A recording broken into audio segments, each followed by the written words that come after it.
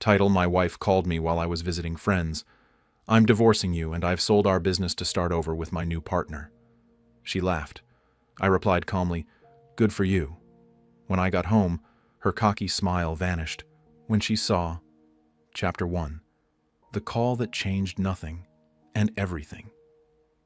It was a Saturday evening, and I was laughing with some college buddies over a few drinks at a cabin just outside Asheville.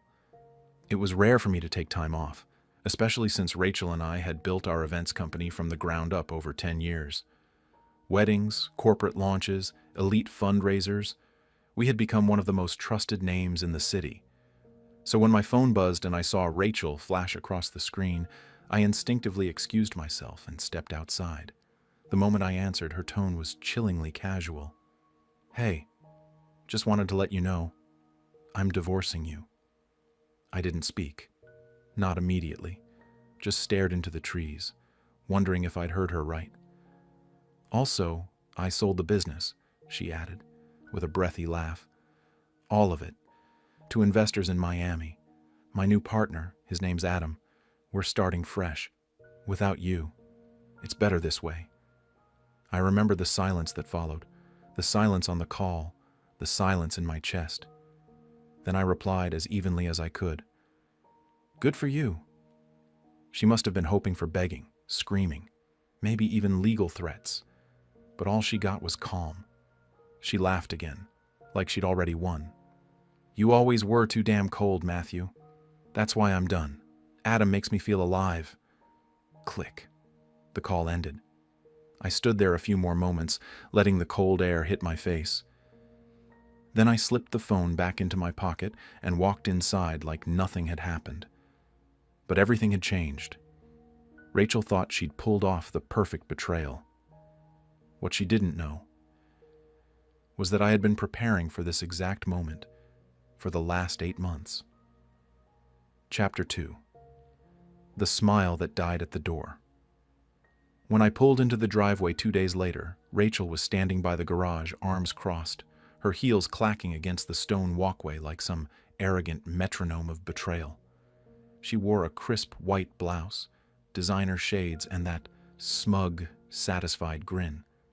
She thought this was the part where I'd beg her to take me back, or where I'd plead for a piece of the business she sold. But when I stepped out of my car and opened the trunk, her smile began to twitch. Because instead of luggage or desperation, I pulled out a clipboard, a folder, and a manila envelope, her brow furrowed. What's that? I didn't answer. I calmly walked to the door, unlocked it, and gestured for her to come inside. She hesitated but followed. The moment we were in the foyer, I handed her the clipboard. That's the property deed, I said quietly. Transferred out of our joint ownership 8 months ago. Legally, this house belongs to me, and only me. She blinked. Wait, what? You signed off on it, I interrupted. Back in January. Remember that stack of documents I told you was for tax restructuring? You didn't even read them. Her mouth opened, but nothing came out. I handed her the manila envelope. And those? Those are copies of the wire transfers, the ones that you authorized when you sold the company. She narrowed her eyes. You saw them? I arranged them, I said. Rachel looked like she'd just swallowed glass. I stepped closer. You see, the investors in Miami, they're not real. At least, not in the way you think. They're my friends. Friends I made through my corporate network. You never paid attention to who our silent shareholders were, did you? She staggered backward. You thought you'd stolen my company, I continued, voice now a low, cold edge. But all you did was sign a buyout to people I already controlled. You sold my shares to me. Her mouth opened, then closed again. Her hands trembled slightly. So, I still own the business, I finished. And you? You have nothing. She laughed weakly. You're bluffing. I handed her the last folder. It was a legal declaration from our prenup, also tucked inside that same stack of documents months ago. It stated that in the event of infidelity or intentional sabotage, she forfeited all rights to joint assets. You declared yourself, Rachel. On the call. I recorded it. That smile, the one she wore when she thought she'd won, was now dead on her face. You might want to call your new partner, I added as I walked past her toward the kitchen. His name is Adam, right? Her voice cracked. You wouldn't?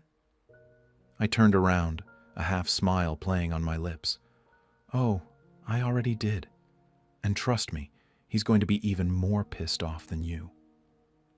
Chapter 3. The partner in crime falls first. Rachel stood frozen in the foyer, clutching the legal folders like they were made of fire. I walked into the kitchen, calmly poured myself a glass of water, and pulled out my phone. You're bluffing, she hissed, stepping in after me. Adam wouldn't just... I held up a hand. Let's ask him. I tapped a button and put the phone on speaker. It rang once, twice. Then Adam's voice filled the room. Yeah? Adam, I said casually. It's me, just a heads up. I've rescinded your consulting contract, revoked your access to the company cards, and notified your firm about the misuse of funds.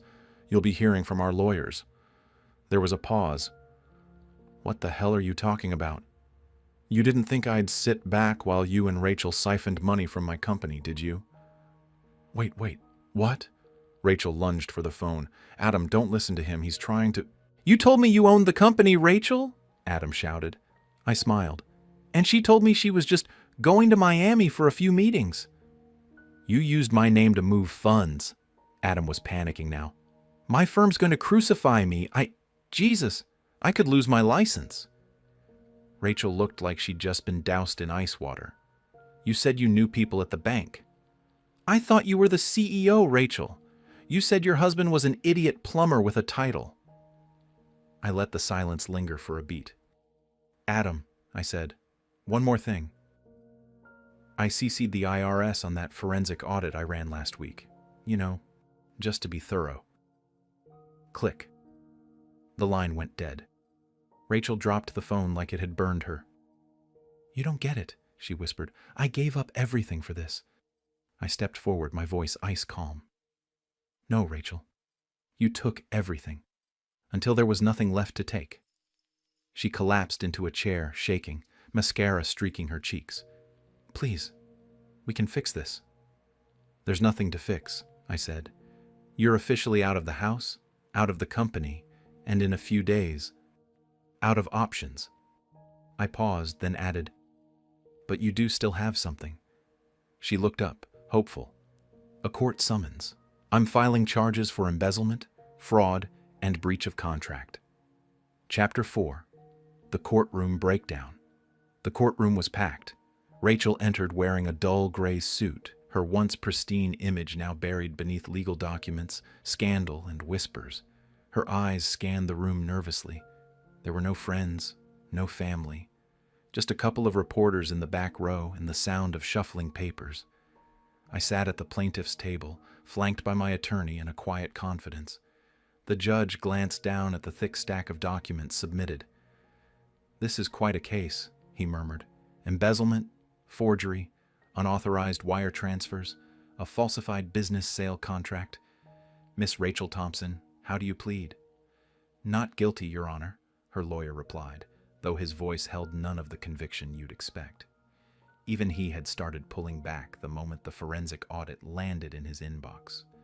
I watched as the court clerk projected emails onto the screen, messages Rachel had sent to Adam discussing creative ways to reallocate assets, and how I would never know. Next came the audio recordings. I'd had our home security system's microphones activated months before, originally out of paranoia.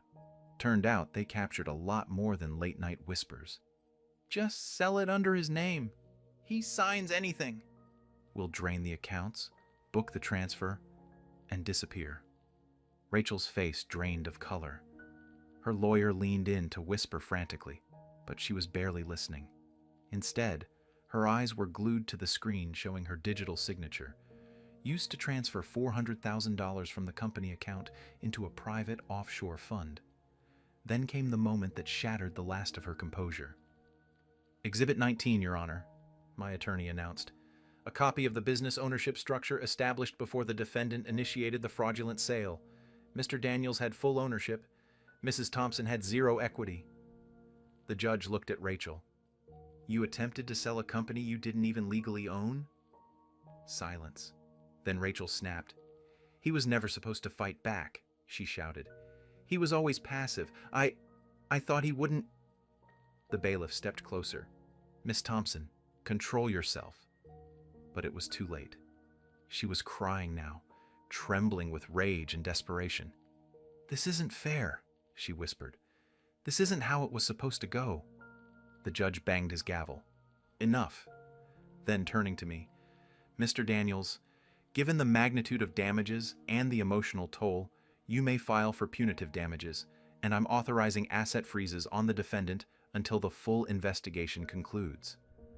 Rachel looked at me with bloodshot eyes, lip trembling, but I didn't smile.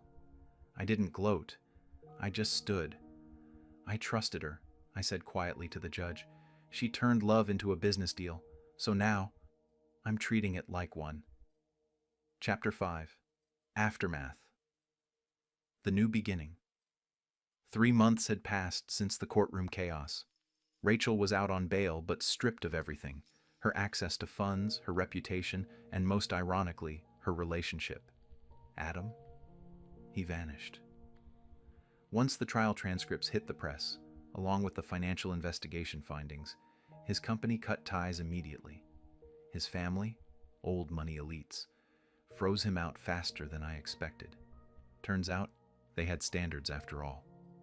Rachel tried contacting me once, just once. A late-night message popped up in a blank email. I know I made mistakes. I'm sorry. I have nowhere to go. I didn't reply. Not because I hated her, but because I was finally at peace.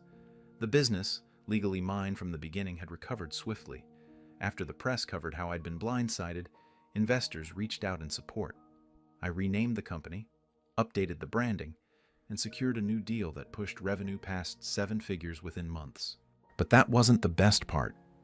The best part was something more subtle. Walking into my new place, overlooking the city, where silence wasn't empty. It was peaceful. Freedom doesn't always arrive with fanfare. Sometimes it just feels like your first deep breath in years. As for Rachel, her trial date loomed. I heard through the grapevine that she was couch surfing, burning bridges she didn't realize were flammable. The boyfriend she ran off with left her the moment she stopped being useful. Funny how people vanish when your bank account does. A former friend of hers called me weeks later, voice hesitant. She's trying to tell everyone you set her up. Let her, I said calmly. The truth is on record, and karma's got a better memory than I do. Epilogue. One final message. Months later, I opened my old email account and found one last unread message from Rachel. I was wrong. I thought I was choosing excitement. I didn't know I was throwing away the only man who ever truly cared. You didn't deserve that. She was right. I didn't. But some lessons in life are paid in full, and hers came with interest. And me? I moved on. Richer, wiser, and finally free. Was this revenge perfectly justified? Tell us what you would have done in the comments below. Like the story, share it with someone who needs this energy, and subscribe to Lauren's story for more jaw-dropping tales of betrayal and justice. Because here, every lie has its reckoning, and every betrayal finds its shadow. Stay sharp, stay strong, and stay tuned.